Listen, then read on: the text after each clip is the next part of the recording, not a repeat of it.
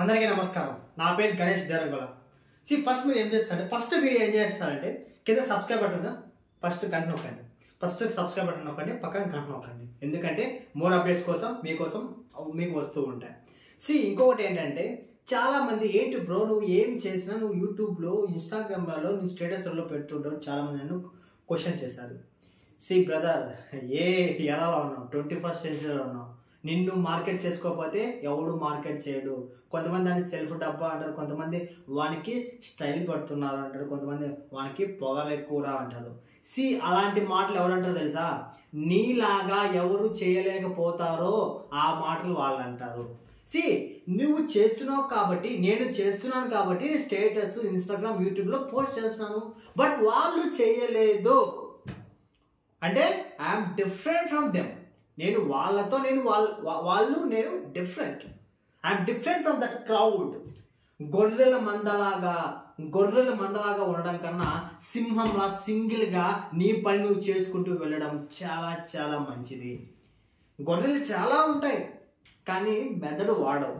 సింహం ఒక్కటే ఉంటుంది కానీ సింహం తను అనుకున్న పనిని చేసుకుంటూ పోతుంటుంది అడవిలో. అందుకే దాన్ని అడవులకి రారాజు అంటారు. అలాగే నువ్వు ప్రతి ఒక్కటి సింహం యొక్క మెంటాలిటీ, లయన్ మెంటాలిటీని బిల్డ్ చేసుకోవాలి. లయన్ మెంటాలిటీ అంటే ఏంటి? ఏ ప్రాబ్లం వచ్చినా నేను ఒక్కనే చూసుకోగలను. I can handle that problem. No one will come to help you. ఎవరో వస్తారు ఏదో చేస్తారని ఎప్పటికీ సహాయం కోసం ఏజీ చూడకు. నిన్ను మించిన హెల్పర్ ఎవరు ఉంటారు చెప్పు? నీ గురించి నీకు ఎంత బాగా తెలుసో ఎవరికి తెలియదు. నీకు నువ్వే హెల్ప్ చేసుకోవాలి. No one will come for you. నీకోసం ఎవడు రాడు, ఏది చెయ్యడు. చెప్తాడు మామ నీకోసం నా ప్రాణాలు ఇస్తాను, నువ్వు జాన్ జిగురు రా, నీకోసం నేను ఏదైనా చేస్తారా?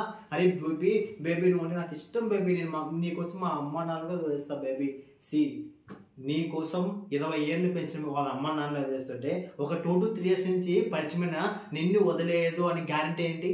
ఇక్కడ అమ్మాయిలు కాదు అబ్బాయిలు కానీ నీకోసం నేను అన్నీ వదిలేస్తాను బేబీ. అన్నీ వదిలేస్తే బొచ్చు పిక్తావా బ్రో? అన్నీ వదిలేసి ఏం పిక్తావు? ఫస్ట్ కెరీర్ మీద ఫోకస్ చేయి. లవ్ చేయాలి.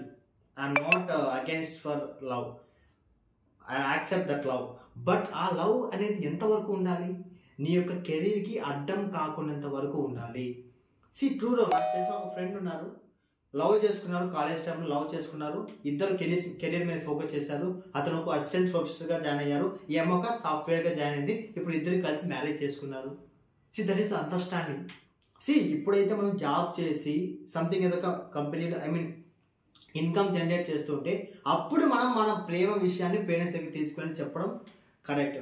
అంతేగాని నేను కోసేసుకుంటా, నేను రాకేసుకుంటా, నువ్వు లేకపోతే నువ్వు లేదు, అవన్నీ వద్దు బ్రో.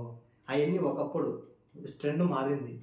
వర్క్ చేయి, సంపాదించు, ఎర్న్ చేయి, పేరెంట్స్కి చెప్పు, పేరెంట్స్ ఒప్పించు, ఒప్పుకోకపోతే మళ్ళీ ఒప్పించు, ఒప్పుకునేంత వరకు ఒప్పిస్తూనే ఉండు, ఆ తర్వాత మ్యారేజ్ చేయి.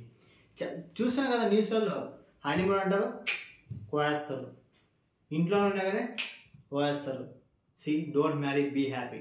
This double Gani signing off. జై హింద్.